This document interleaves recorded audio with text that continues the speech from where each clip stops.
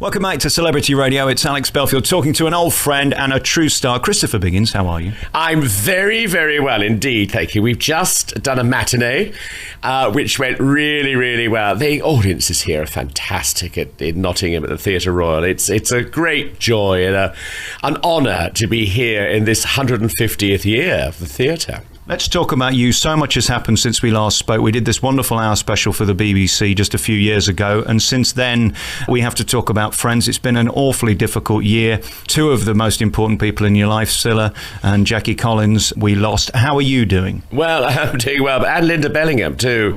I mean, in the last 2 years, I've lost about 80 friends, and I put it down to the fact that getting older, and also that I have too many friends.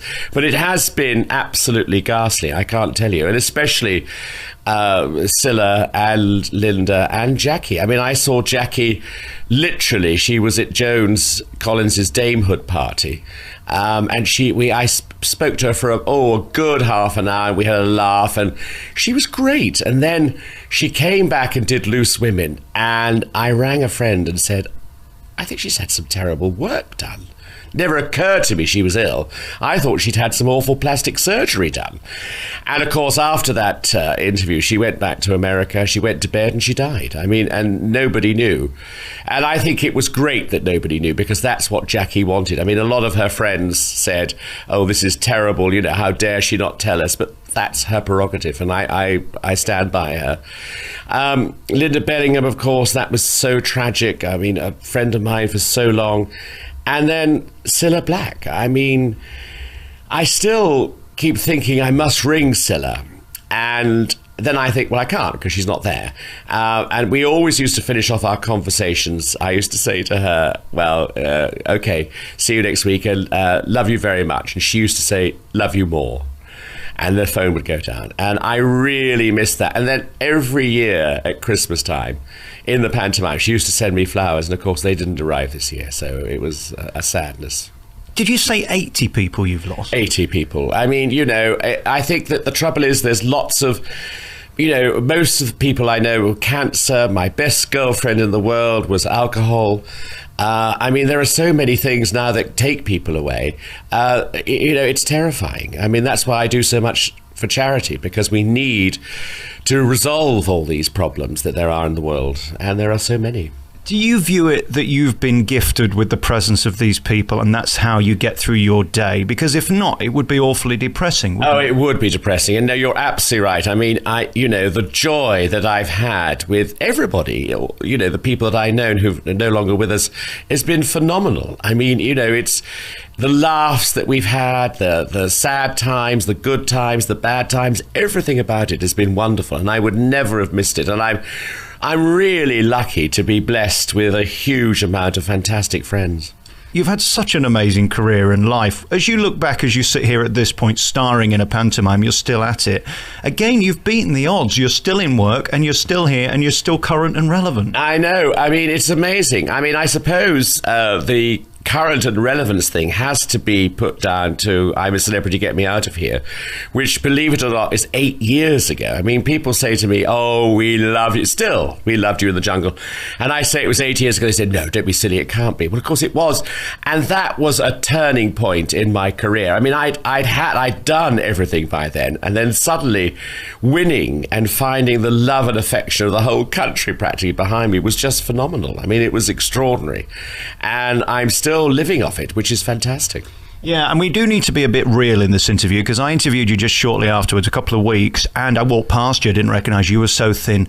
Christopher, we've been on the burgers again, haven't we? We have, oh dear. I know, I think go back to the jungle immediately and lose weight. Terrible. What is it? I mean, I'm a guy who can't eat carbs. If I do, I put on 3 stone by tomorrow. I mean, I've always been fat. I have to fight every day. Is it something you worry about and need to take care of? Because we don't want to lose you to a heart attack. No. I mean, no, you don't have to worry at all, because within that I know that I'm healthy. I mean, I when my girlfriend, who died of alcoholism nearly 2 years ago, I gave up alcohol, and I went also to my doctor to have an MOT, and everything was fine. She said, your liver just a little bit. She said, how much do you drink? And I said, well, probably 2 bottles a night. And she said, so do you want to lie in your bed dribbling, or do you want to die in your bed? And I said, point taken. So no, we went out, a few of us. James Barron had his mother and father in last night, Keith Barron. So we went for a meal, and it took ages to order, and we ate about 4 baskets of bread, which of course is ridiculous, because then when the meal comes, you're too full up. Oh, the bread was delicious though. It was really good. And as we sit here starring in pantomime, sellout audiences, Nottingham's one of the most desirable pantos to be in. How do you view yourself? Because from my perspective, you're a legend. I think we sat in this dressing room 20 years ago, more or less doing the same interview about you in pantomime, and I probably asked you the same question. Well, I think I have achieved a lot. And funnily enough, I've been thinking in the last couple of days that this is the best pantomime I've ever done. I think I've had the best reviews that I've ever had. And, unless Kudos take this pantomime in everything in it, with the same cast, with 1 or 2 exceptions, perhaps, if they've got to go somewhere else, that would be great. But if they don't, I might say enough's enough. I think I may say my pantomime career is over, because I don't want to be carried on by a couple of male dancers like certain people I knew happened to, or, not be able to give the goods. I think it's so special. And I'll be 67 next week, and that means I'll be 68 the following year. I mean, it's just, I would quite like to have Christmas at home, and that was the point of I'm a Celebrity, wasn't it? That was to give you a year off, because you were doing pantomime before it was cool. Let's remember that. This has been your life. No, absolutely. I mean, I think this is going into my 40th year of pantomime, and I remember when I was first asked by Dougie Squires and Jamie Phillips to go to Darlington to do pantomime. I said, don't be so stupid. How dare I'm an actor. I don't go. And then they mentioned money, and they kept putting the money up. And I thought, well, I better do this, because it was such a lot of money in those days. And I never looked back. I absolutely loved it. It's been great. And it's your theory then you should leave the party before everyone else. You don't want to be the guy who's given the bad reviews because you went on too long. I would hate it if I got bad reviews, if I couldn't do what I do now. And I think it would be marvellous to finish. What a way to finish in this wonderful theatre, this special event, 150th birthday, in a pantomime that I think is wonderful, and reviews like I could have written myself. So why would I bother? I don't know anybody in the business who embraces life more than you and enjoys it. People take it so bloody seriously, don't they? They really do. They really do. And I do enjoy it. And we have such a laugh, and that's what you've got to do. And so I would hate it. I would hate it to become laborious. And funnily enough, I talked to my best friend Leslie Joseph this morning, and she sort of agreed with me, and I think she, may do the same thing. I mean, it's we love it so much. We don't want to do it any less than what we can do at our best. I was talking to Ian McKellen about this recently, and it's very interesting, as you mentioned, being a gay man in the business. So much has changed.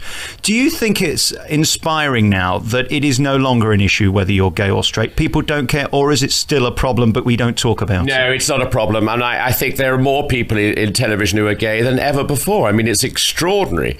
The pink television is alive and well and living, and radio. And so, no, it's great. I mean, I remember when I was I had 2 children's shows. One was called On Safari and the other one was called Rent-A-Ghost. And you had to be really careful in those days because, being gay was thought to be a paedophile. And, they didn't know the difference. People were ignorant. So you had to be very, very careful. But now I've always been myself. I've always maintained that. And I feel sorry for people who haven't come out in our industry, because I think they can't really have a proper life. So what was it? Was it Auntie Vi? Was it Mum? Who was it who gave you this power to be you? Because ultimately that's the hardest thing if you're going against the tide of what's popular at that point. Well, I think my parents definitely enabled me to do whatever I wanted to do, which was fantastic of them, and they were wonderful. Auntie Vi was marvellous. I've got a lot to say about Auntie Vi. I know, trifle. Don't start on that. We did 20 minutes on that last time. I know. I was robbed by Celebrity MasterChef because they said it was too easy.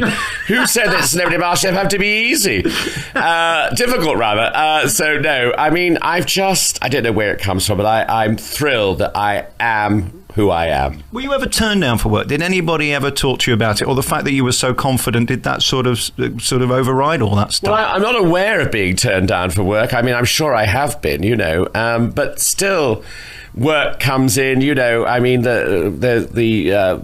during this run on our Monday off, I'm going up to interview all the new Big Brother celebrities going into the house, so that is going to be fantastic, and there's things happening all the time, and it's exciting. And the other thing that perhaps I might not come back to pantomime is that I want to do more travelling. I want to see the world. There are all sorts of things I want to do. I want to be with my partner Neil more, so there's a lot of things, a lot of pluses. I'm very sorry to hear that we might not see you again in these frocks, because you are truly the greatest dame. You've been doing it longer than anyone else, and you're still here surviving. And I know it's been a tough year, and we thank you for coming to Nottingham, because you are truly a star. Christopher Biggins, thank you for your time. Thank you so much.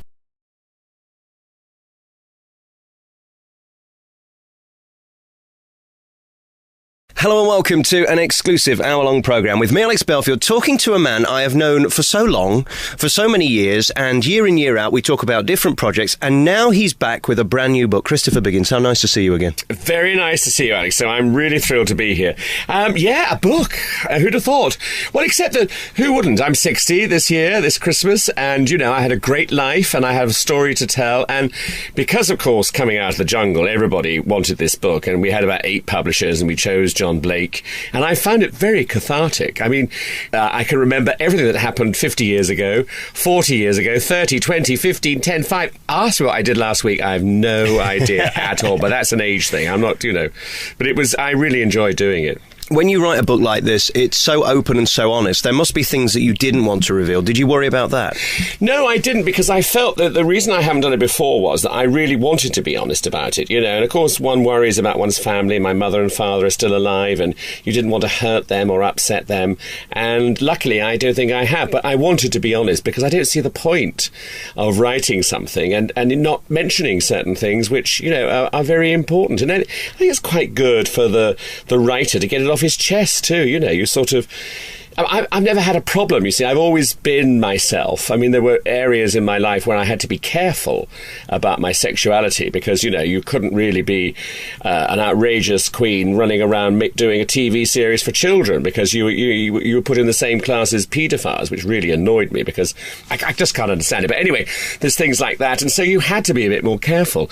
But, in my private life, I never, ever sort of hid behind anything, and I think that's important because I think people do. They find that, there was a necessity. And then sort of AIDS came along and everybody thought that everybody was gay was a killer, because so many people were dying from this terrible disease and still do, sadly. But, it's we've got through all that. Now it's cool. Everything is good.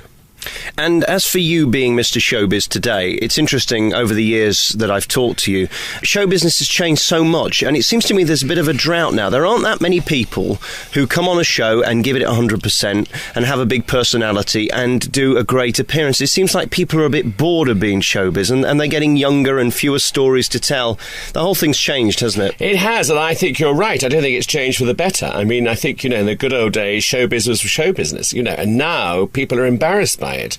And you're right, they're so young, they don't have any stories to tell. But, and that's what makes, I think, a good interviewer and a good interviewee. People who enjoy. You have to enjoy the job that you're doing. And, and from both sides, and it's very important. And if there's a story to be told, tell it and enjoy it and give it 100%. It's no good going in, at a sort of level. And, we watch things. I wanted to bring back variety, and they brought back this variety show on ITV, and it's so dull. I mean, it's got no... And I wonder now whether variety can't be transported onto television, perhaps it doesn't work. It certainly is not working from my point of view. You know, I've been going for 40 years before I went into the jungle, and I was no different. But of course, what happened was that when I went into the jungle, which I found, I make no bones about it, I went in there to get myself a pension, and then to go on and win it, and to come out and find the whole nation had been behind you was fantastic. I mean, moving. The secret of all those shows is to go in there and be yourself. Now, very few people can do that, because even though they're in that environment, and you know, you do see the camera, you see the lens, we don't see the cameraman or anything, because they're in a sort of a cave type thing, or you know, they're cleverly disguised.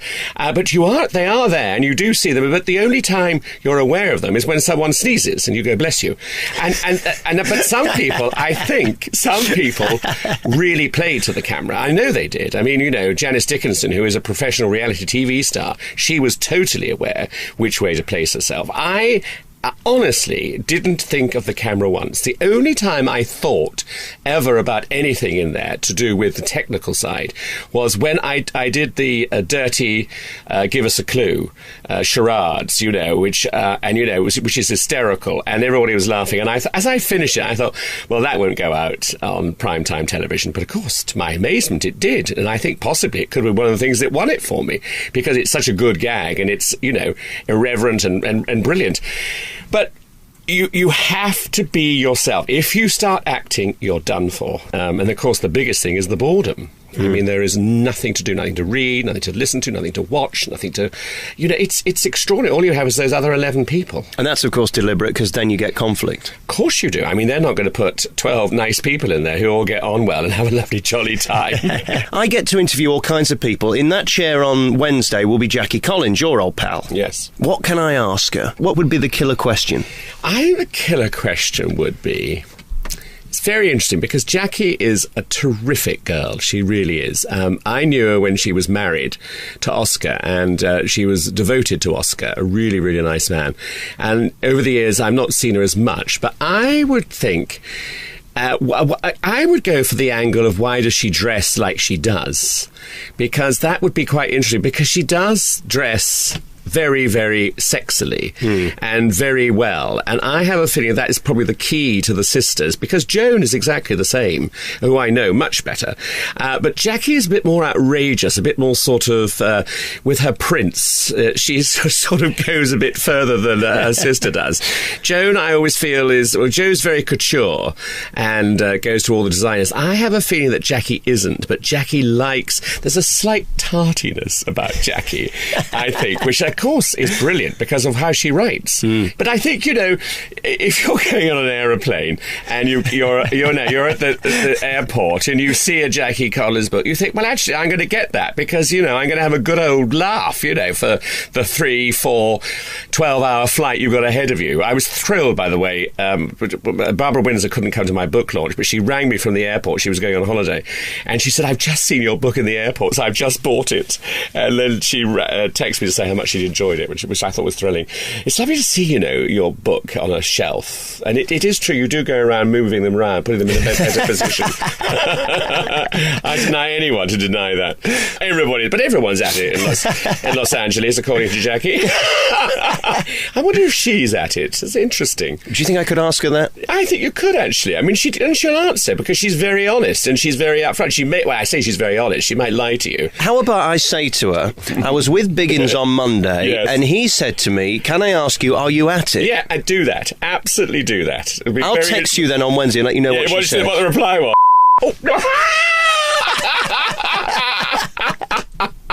Thank God we're not live. You can bleep that out. It's great being you, I imagine, because you've been here so long. You're 400 years old, yes, and you know everybody, and everybody loves you, and you're invited to anything you want to go to. You can't buy that kind of acceptance, can you? You can't, and I am very lucky. I mean, you know, every day I almost pinch myself to say how lucky I am, because you're right, I can pick up the phone, I can go wherever I want, I can ask for a table at restaurants, and I always get a table. I don't have to wait 3 months, for like some people do, and it is a great life, and travelling is good, and you can do deals if you're as outrageous as myself. I learnt that from my father. My father was father's a great dealer. There's a wonderful story in the book where my mother and I think I must have been about 8 years old, were watching a Betty Davis movie, Dark Victory, and he came in and unplugged the television. I said, what's going on? He said, I've sold it. Don't worry, you'll get a bigger and a better one tomorrow. And we did. But he didn't have the fact that we couldn't finish Dark Victory. But I love a deal. I mean, I love getting a deal. You know, I think most people do, but most people are frightened of asking for it, you know, because they're afraid of rejection. That is something I'm not afraid of, rejection, funny enough. I think if you have that and you don't mind someone saying, you know, if like you say, you meet somebody and say, do you fancy a what's it? And they say, well, no, actually not. Well, that's fine. So you go on to the next person who would fancy a what's it. Let's start as you as a child, and there you are, this quiet little thing, this bundle of joy. But it was a birth that was peculiar, having read the book, because you were nearly got rid of, weren't you? I was. I remember the doctor said he won't make cold bones, you know, and how wrong I proved him. I mean, I was a weedy child. I had terrible pneumonia. I was, you know, it was, I was born in Oldham, Royton, just outside Oldham, and my home of my family, my father. And it was very cold because it was December. My mother hated it up there, so she wrapped me in cotton wool, and I'm still allergic to cotton wool to this very day. I have a funny aversion to it. And we came down in the Pickford's lorry, and we set up in Salisbury, where I spent my formative years. I then, you know, obviously grew and grew and grew. I mean, I remember my grandmother in Swaithling. I used to go and stay with her outside Southampton, and she would give me a freshly gorgeous mashed potato covered in Heinz tomato soup. Oh, it was delicious, but the inches must have gone on there, you know. Just thinking about it, I'm expanding a bit. I don't think Dr. Atkins would like that with the carbs, would he? But it was, God, it was delicious. Real comfort food. And were you always larger in the portions? Well, there was a period, I think, where I wasn't. You know, I was, you know, some of the pictures I've seen, I was quite slim. And certainly early part of my career too, and I don't know, I suppose I just put it on over the years because I'm an enjoyer of food. I love my alcohol. I love a glass of red wine with dinner, a glass of champagne before, all of that. Funny enough, I've given it up at the moment because we had such a heavy summer, and I thought I've got to get myself into training for going off to Australia and pantomime and things, so I've given up, and I have to say I feel really good for having given it up, and much better. But, you know, I suddenly, sitting down at dinner with friends, you know, you think, oh God, a glass of red wine would be so nice now. Because when you came out of the jungle, if I remember rightly, you were looking like Arnold Schwarzenegger. I mean, you'd suddenly become a sex symbol, hadn't you? Well, I know there was the beard, and I'd lost 2 stone, and no, it was fantastic. It was great, and I really, it was an interesting look, and there's a great picture on the back of the book of me looking like that, and I love it. I love that picture. Interestingly enough, though, as I was being driven back in a limousine from the jungle to the Versace hotel to do interview after interview after interview, they said, what would you like? And I said, well, I wouldn't mind one of those barbers coming to shave me, which they arranged, and I got rid of it. Perhaps I got rid of it too soon, but anyway, perhaps I'll go back one day. But it was great though to get rid of it. You just felt clean because you're not quite sure what you had inside you, you know, because you know, when you're in the jungle. Interestingly enough, the first night that I slept in the jungle, I was a little nervous about what might be crawling, because you're totally in the open, you know. Even though I was in the treehouse, we were absolutely in the open, and things are crawling around and coming in and out all the time, as you can imagine. Like, I went in on I was always going to be a surprise guest on the show, but I went in to do the first live trial they had. So they walked me miles down hills, up hills, around. Then we got lost. We really did get lost. So we had to then find our way back. So you arrive and you're sweaty and you're exhausted and your mind's thinking, what's going to happen? What are the things they're going to make me do? And I'm sitting behind a bush, and suddenly I hear the awful American twang of Janice Dickinson, who is in a foul mood and effing and blinding all the way down the hill. And I think, my God, who is this one? My partner had told me there was this extraordinary American woman, so I guess this was her. And so when I went in live on television that morning, or that night for people back home, I was, I didn't know what was going on. I saw Ant and Dec, which were great because they're old friends, and there was this Janice Dickinson who seemed very nice. I mean, she hugged me and it was lovely. And then we did the trials, and she didn't do anything.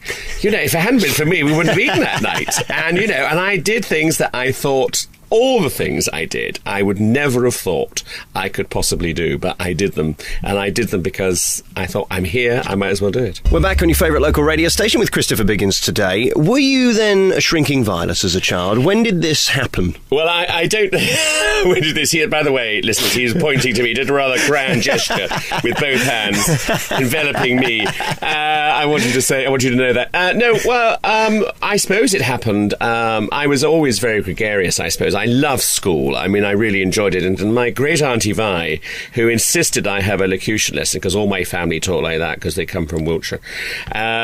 So I had Mrs. Christian. This woman, Mrs. Christian, who was my elocution teacher, was mad on theatre, and she must have seen something in me, and she encouraged it. And I had a music teacher too, called Mr. Lewis, who, looking back on it, must have been quite camp. In fact, very camp. Outrageous. And we just gossiped in my music lesson, so all I can to this day play on the piano very badly is Daffodil Dell. How appropriate. Exactly. But I did play the Pirate King in The Pirates of Penzance, and I played Katisha, who's the woman in The Mikado, and then at the age, I think about 11 or 12, I did play the Ethel Merman role in Call Me Madam. That's how camp he was. And I think that's where I must have got it, I think. You know, I was wearing dresses at the age of 12. And it was fantastic, though. It was great. So I had a great upbringing. And, of course, the other thing I had, and this is the irony which I find quite interesting, having been born in Oldham, which had a fantastic repertory company. So that's how I got started in theatre. And it was these things can't happen today. I mean, no one can do that sort of training anymore, because I was on £2 a week as a student ASM, assistant stage manager, and then I went on the following year to be a full ASM, £8 a week, and then a stage manager, £12 a week, my last 6 weeks in the company. But I was heavily, obviously, supported by my family, and they were wonderful to me. And then on to drama school, where they also supported me. And then when I left drama school, my father said to me, well, that enough's enough, you know, now you get a proper job, you know, you get £100 a week and have your own house and all that. But I didn't want any of that. You talk in the book about Auntie Vi, having mentioned her there. She was quite a snob, wasn't she, really? Huge snob. I mean, absolutely. They had a wonderful seed shop called Gulliver's in Faversham, which is still there. Beautiful, beautiful old building. But, you know, it was wonderful. I mean, she used to go to stay with her, and she would run me a bath. She had no children, so my mother was like her adopted child. And then I came along, and she would run the bath for me and bring in a glass of ginger wine for me, you know. And I thought, oh, my God, this is it. She taught me how to make a Victoria sponge and how to lay a table. The signs were there, weren't they, Christopher? The Victoria sponge signs were there, you're right. And then you went on, as you say, to play parts like Ethel Merman. Did you have the little thing on your face, and did you kind of have that kind of speech thing? How did you do it? What's your impression like? I think I you know, there's a wonderful number in the song, and I was a great fan at that age of Ethel Merman, and so there's a number called "Money, Money, Money, Can You Use Any Money Today?" Money, and you know, I had that sort of, there was that really broad American woman sort of, and funny enough, I know those sort of women now, but at that particular time there weren't many women like that in Salisbury. You're kind of the British Ethel Merman, don't you know? Don't you know? I can imagine you doing that. So then show business was in your blood. Was it at this point that you realised that you weren't going to go the serious way? Because what I noticed in this book is you tended to laugh too loud and too much, and that got on people's nerves who were taking it far more seriously than you were. Nat Brenner, who was the principal, was the most brilliant man, and he saw the quality. He was a very serious Shakespeare man of the theatre, but he saw another quality in me, which he absolutely encouraged. I mean, he had a flat above the Bristol Old Vic Theatre School, and his wife Joan was there. And Joan, I would go up all the time and have coffee with Joan and gossip. And, you know, I learned so much. And he would then come up and join at the end of the day. And we would then, you know, he would invite the odd person. We had the most fantastic social time, and it was wonderful. And I did learn a lot about that. But I think what was great about Nat, he saw the qualities that people had. Like, for instance, Jeremy Irons was, quite frankly, a bit of a joke at drama school. But Nat saw something in Jeremy, and he absolutely adored him, and he gave him opportunities. And of course, Jeremy went on to win Oscars. I mean, fantastic. And I went on to entertain. And I think Nat liked that. He also loved the fact that Tim Pickett-Smith was going to be a great actor. And his best friend, in fact, Nat's best friend was Peter O'Toole, which, of course, he's a sensational actor. And so he knew, but he knew all different sides. He was the most extraordinary man, and I look back on it. And he was very, very much an important involvement in all our careers, in all the different ways that we had careers. It's interesting how you then went on to do TV and things like Porridge, and you were acting, but you were an acting personality. I remember once having a conversation with a boss, and he said, "We here do informative speech." I said, "Well, I do entertaining speech." Because I would never be arrogant enough to think that I could inform anybody, and you're a bit like that, aren't you, really? Absolutely. I mean, for instance, method acting is a total anathema to me. I just don't understand it. I mean, you know, when I did a TV series for America called Masada, which was about Mount Masada in Israel, all the Jews were played by Americans and all the Romans were played by English people. Brilliant. And so Peter Strauss, who was a very good actor, was head of the Jews, and he went up and he lived there for a week. Well, I mean, what could he have got? I mean, you got the feeling that something terrible had happened within 10 minutes. It's not for me. It's not, I think it's a waste of time. Just learn the lines and off left. And you've had some tremendous roles. I was thinking about of all the different times we've spoken over the years, and I remember one of our greatest interviews was for a very, very classy part you did in the Joseph video, which was the Master Baker. The Master Baker. I remember that so vividly, talking to you, and there you were with Donny Osmond, yes, with your crusty cobs, looking delightful. You've had all the best roles, haven't you? I have, and it was wonderful to do that. And he was so nice, and we used to get in at 6 o'clock in the morning to do makeup and everything, and he had to have his whole body painted, so he would come in a dressing gown, and he would take it off, and he'd had a skimpy pair of underwear on, and then they'd paint his body. And I remember the first day I met him, I said, "Are those your own legs?" And he laughed so much. We were friends from then on. I mean, he was great. It was a lovely, great thing to be involved in, I must say. I mean, it was such fun. And no, I have done that. I've done the most amazing. When I look back, I think, my goodness, the things I've done, and hopefully the things I will do. Where did you get your first break? When did you become the Biggins we know today? Well, I suppose really, I mean, I always think that the public were aware of me when I did Porridge, and I used to get people shout lukewarm and everything and all that sort of thing. It was on Safari, which made me a personality, which was a children's TV show I did, Safari's a Goodie, and which I loved with Gillian Tailforth. And by then I started to do pantomime, and I remember a producer from ITV, London Weekend in fact, came to see me in the pantomime and said, "Look, we're thinking of doing a show." We're going to do a show with Silla Black, and we'd like you to co-present it. And I can see myself now in this terrible Indian restaurant in Birmingham, sitting opposite this man. And he said, "We'd like you to co-present a TV show on Saturday and Sunday nights with Silla Black." Silla Black, who I'd been brought up with. I mean, she was a star. I thought, no, he must have said something else. He must have said Silla Turbowinkle or something. I mean, it was just, it wasn't possible. And there I did it, and and it was fantastic. And that's when I suppose that people really began to know me as a person, and in fact, I say you have to be yourself, and I think possibly in those days I wasn't 100% myself, because it was such an extraordinary thing to be appearing, once a week, and people sitting with the great Silla Black. I mean, and what a lifestyle. That was television when it was television. I mean, we were on fantastic salaries. She was on a lot more than I am, but even my salary was great in the 80s, and she had to have a new dress every week, so I had to have a new suit, and I had to have new shoes, and I had to have new shirts. And one of the great suits tailors I had was Tommy Nutter, the famous Beatles, because I met him through Silla, and he made me the most divine, subtle, now I mean subtle here, Alex, pink suit. And it was gorgeous, really, really gorgeous. So you're looking a bit sceptical there. Subtle, pink and Biggins don't really go together, do they?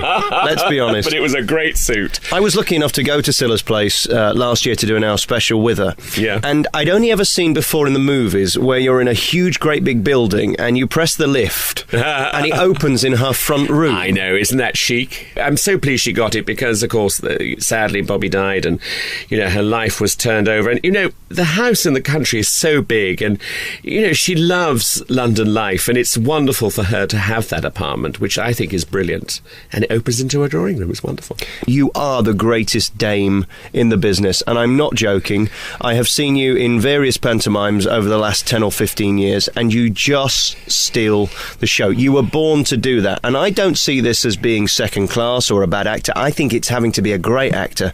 To have the discipline to turn up 27 times a week is beyond belief. Well, I really take that as a great compliment for you, and I'm very thrilled you said that. And the interesting thing is that 35 years ago, when I was first asked to do pantomime, I was absolutely insulted because I was about 25, 26 years old, and every pantomime dame I'd seen had been 100. You know, at least 60, at least 50 years old. How could they ask a young boy like me to be a dame? And I said no. I said to Jamie Phillips and Dougie Squires and Peter Todd, no, I am not going to do it. They wanted me to go to Darlington to do Mother Goose. And they persisted, and eventually they kept putting the money up, and I thought, well, I'd better do it, because the money was fantastic. And, of course, it changed my life. I mean, I absolutely love the genre of pantomime. I love playing the dame. I played the odd boy in pantomime, which was great, very different, and this year, funny enough, I'm going to be in Southampton, the Mayflower Theatre, and you'll understand, because you're sitting very close to me now, Alex, and you would realise why I could never play an ugly sister, because I'm far too pretty, far too beautiful. I agree, definitely. So I'm playing buttons, and I'm really looking for. I do put a dress on once in the show, so fans won't be disappointed. I can assure you. But you know, it is the most fantastic entertainment, and I go on and on and on, rather boringly, I think sometimes. But I sort of want to reassure people that, you know, it's terribly important, and I say that in as much as it's the first time that an audience have ever come into the theatre, not just children, grown-ups as well. I mean, can you believe when I was in the jungle, Jay Brown from Five and Gemma Atkinson had never been to the theatre. So when we came out, I took them to the theatre.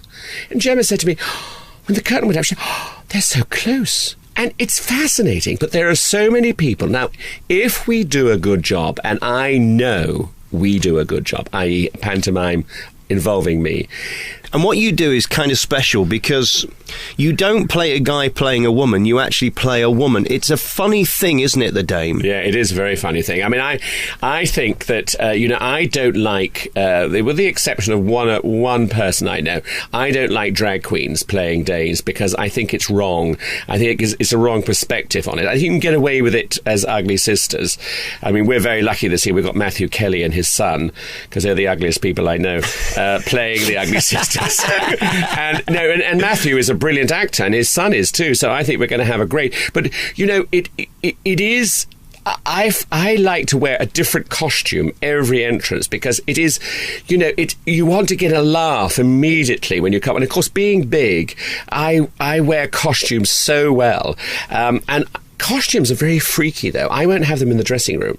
I have to have a room, a sort of quick change room on stage where the costumes are set. And what happens is that the dresser will bring my costume in on the first for the first entrance, and then I'll never see another costume in my dressing room. I always do it from the wings because I'm never off. And it's very important that because I find them weird.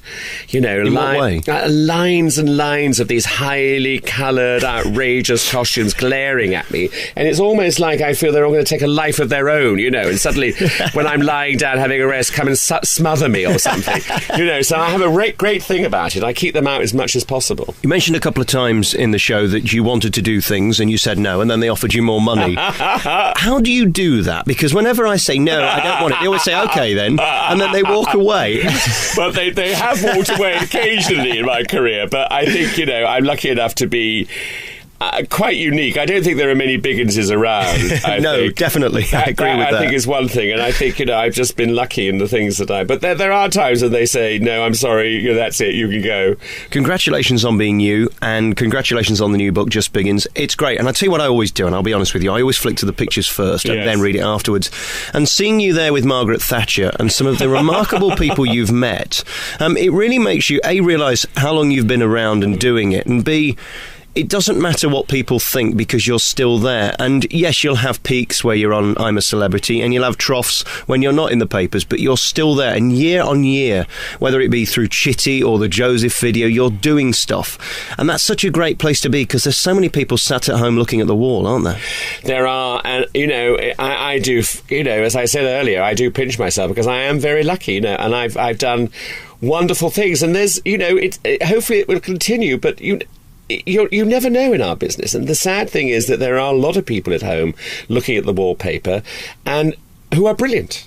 Are absolutely brilliant. I mean, I went yesterday afternoon to see Ivanov, this new Chekhov play directed by Michael Grandage, and it was fantastic. There were 20 actors on that stage, absolutely brilliant. And I know that they're all on £600 a week, but that's what if it takes that to put on a company play with 20 actors, then that is brilliant and it's very, very important. But for those 20 actors, there are 220 at home, as good as them that were on that stage yesterday, and won't work as much, which is very sad. Christopher Biggins, you're a big star, and it's always nice to talk to you. Thank you for coming back on again. Just Biggins is in your stores now, and I'll see you soon. Alex, thank you so much.